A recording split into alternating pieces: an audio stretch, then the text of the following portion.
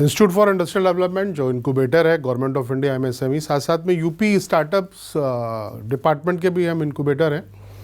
तो हमारी रिस्पॉन्सिबिलिटी बढ़ती है अपने स्टार्टअप्स के लिए बताना कि इस बजट में उनके लिए क्या है, ऐसे कुछ स्पेशल रिलैक्सेशंस उनको क्या मिले हैं।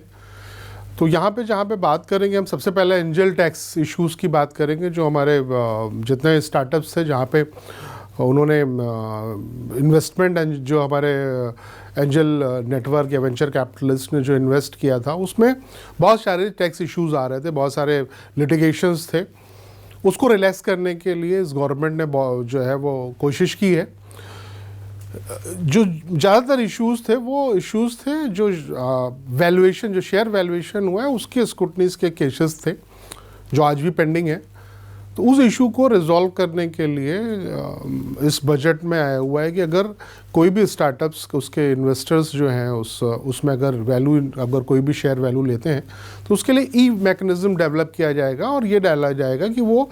उनके जो रिसोर्सेज हैं, जो इन्वेस्टर के रिसोर्सेज और उसकी आइडेंटिटी को ई वेरिफिकेशन मैकेनिज़्म से उसको उनके सोर्स को वेरीफाई किया जाएगा। उनकी कोई स्क्रूटनी नहीं होगी, जो भी है वो सेल्फ डिक्लेरेशन उनको प्रोवाइड करना होगा और स्क्रूटनी के सारे आगे उन पे केसेस नहीं होंगे। जो पुराने सीबीडीटी को इस पे एक अलग से एक एडमिनिस्ट्रेटिव अरेंजमेंट करने की बात हुई कि सीबीडीटी ऐसा जो पेंडिंग केसेस उनको रीएड्रेस करे, उनके ग्रीवेंसेस को रीएड्रेस करे और जो भी एवैल्यूएशंस की वजह से जो स्क्रूटनी केसेस लगे हुए थे वो इस पर रिजॉल्व करने की कोशिश की गई है। बेसिकली ये इशू क्या है, इशू रिलेटेड टू द जो फेयर मार्केट वैल्यू है उसमें भी कुछ रिलैक्सेशन दिया गया हुआ है। अगर कोई भी कंसिडरेशन मिलता है किसी भी स्टार्टअप को जो उसके फेयर मार्केट वैल्यू से ज़्यादा है और अगर वेंचर कैपिटल फंड लिस्टेड है सेबी के तहत उससे ही आता है, तो अभी तक कैटेगरी 1 जो है वो AIF को ही अलाउड थे। AIF जो है वो अल्टरनेटिव इन्वेस्टमेंट फंड्स हैं जो सेबी से रजिस्टर्ड है। ये अल्टरनेटिव जो इन्वेस्टमेंट फंड है ये गवर्न नहीं होते हैं, जो उनके सेबी का जो म्यूचुअल फंड रेगुलेशन है उससे गवर्न नहीं होते। इसमें कैटेगरी 1 आप देख सकते हैं पूरी लिस्ट में, जो अभी तक उन्हीं वेंचर कैपिटल फंड को ही स्टार्टअप में इन्वेस्ट करने के लिए ऑथराइज़ किया गया था। अभी इस पर्टिकुलर बजट में कैटेगरी 2 के जो AIF फंड्स हैं उनको भी अलाउ किया गया, तो जिससे कि एक बेस बढ़ेगा, स्टार्टअप्स को फंडिंग ईजिली मिलेगी। अगर जो भी स्टार्टअप्स के जो उनका कुछ पर्टिकुलर कंडीशन को सेटिस्फाइड करते हैं तो अगर वो फेयर मार्केट वैल्यू से उससे ज़्यादा शेयर लेते हैं तो अगर वो टैक्स फ्री है। लेकिन अगर कोई भी उस पर्टिकुलर प्रिस्क्राइब कंडीशंस को मीट आउट नहीं कर पाते तो जिस पर्टिकुलर ईयर में ये कंडीशंस जो है वो फेल हो जाती है या नहीं मीट आउट होती हैं उस पर्टिकुलर ईयर में ये टैक्स लगता है। इसके अलावा कुछ जो हमारे लॉसेस स्टार्टअप्स कंपनीज़ के हैं उसको कैरी फॉरवर्ड करने के लिए, सेट ऑफ करने के लिए कुछ रूल्स थे, उस पर भी कुछ चेंजेस हुआ। अभी तक अगर जो 7 ईयर्स के लॉसेस हैं उनको सेट ऑफ आप प्रीवियस ईयर में कर सकते थे अगर आपकी शेयर होल्डिंग और वोटिंग राइट्स जो हैं वो सेम रहते हैं। लेकिन अभी इसको और कंपनीज़ की तरह इसमें भी वो लाया गया है कि अगर आपके जिस साल में लॉस इनकर हुआ है और जिस साल में आप सेट ऑफ कर रहे हैं वहाँ पे 51% शेयर होल्डिंग और वोटिंग राइट्स अगर सेम रहता है तो आप उस लॉस को सेट ऑफ कर सकते हैं। ये बहुत बड़ा रिलैक्सेशन है। इसके अलावा हम सभी जानते हैं कि अगर आप जो रेजिडेंशियल प्रॉपर्टी है उसको सेल करते हैं तो पहले भी ये था 2019 तक अगर कोई भी रेजिडेंशियल प्रॉपर्टी आप सेल कर रहे हैं तो आप स्टार्टअप कंपनी में उसको इन्वेस्ट करते थे और वो कैपिटल गेन जो नेट कंसिडरेशन था वो एग्जेम्प्ट हो जाता था। उसको अभी मार्च 2021 तक बढ़ा दिया गया। इसके लिए 2 कंडीशन मीट आउट करनी होती थी कि अगर आप कोई भी ऐसी कैपिटल जो है वो आपका जो कैपिटल गेन है नेट कंसिडरेशन को आप इन्वेस्ट कर रहे हैं स्टार्टअप कंपनी में तो उसे 1 साल के अंदर असेट्स को परचेज करना होता था। पहला ये था। और दूसरा उसमें था कि आपके पास जब भी आप उस एसेट को ट्रांसफ़र करते हैं तो उस ईयर में आपके पास एटलीस्ट आपको 50% शेयर होल्डिंग आपके पास वही रहनी चाहिए, नहीं तो वो कंडीशंस को मीट आउट नहीं करता। तो अभी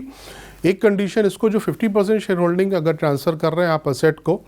तो उस पर्टिकुलर केस पे आपके पास 50% शेयर कैपिटल या वोटिंग राइट की जगह अब उसको 25% कर दिया है, रिलैक्स कर दिया गया है। इसके अलावा रिलैक्सेशन उसमें भी मिला है कि अगर आपको ये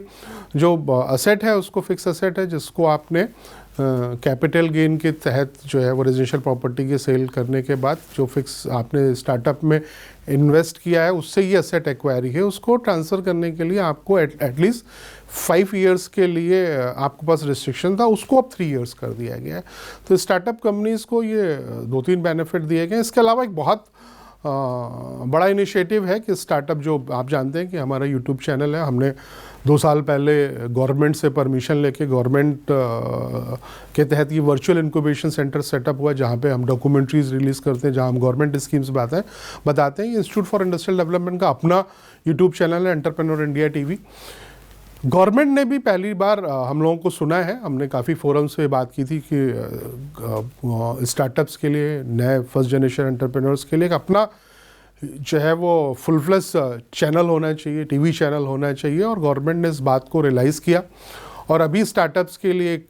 टीवी प्रोग्राम और चैनल की बात हो रही है जहाँ पे स्पेशली स्टार्टअप्स ही अपने जो है उसको प्रमोट करेंगे, इस प्लेटफॉर्म को। अपने जो भी उनके इश्यूज़ हैं, स्पेशली उनके ग्रोथ से रिलेटेड जो है वो, उनकी मैच मेकिंग जो है वो वेंचर कैपिटल फंड के साथ, जो फंडिंग इश्यूज़ हैं, जो टैक्स इश्यूज़ हैं, उन पे डिस्कशन होगा, नए नए वेंचर्स पे डिस्कशन होगा। तो एक बहुत अच्छा फोरम मिल रहा है आपको, डिजिटल फोरम मिल रहा है, साथ साथ में एक टीवी का फोरम भी मिल रहा है, और हम भी एक स्टार्टअप चैनल के साथ आ रहे हैं जो हमारा इसको कंपनसेट करेगा, जो भी यूट्यूब चैनल है, क्योंकि हम एंटरप्रेन्योर इंडिया टीवी चैनल के साथ पहले भी हैं, लेकिन स्पेशली हम भी फोकस कर रहे हैं गवर्नमेंट के साथ कदम ताल करने के लिए कि एक अपना स्टार्टअप चैनल लेके ला भी रहे हैं। इसी के जस्ट इमीडिएट हम स्टार्ट कर रहे हैं स्टार्टअप इंडिया टीवी,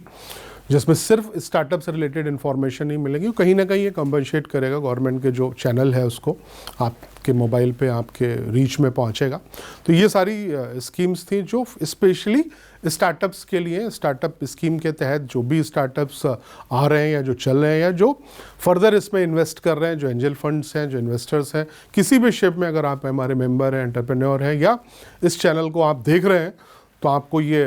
स्टार्टअप्स पे जो इस बजट 2019-20 में जो गवर्नमेंट ने आपको दिया है उस पे ये बात हुई। आप हमारे चैनल को सब्सक्राइब करते रहिए और ऐसी वैल्यूएबल इन्फॉर्मेशन आगे भी पाते रहिए। Thank you.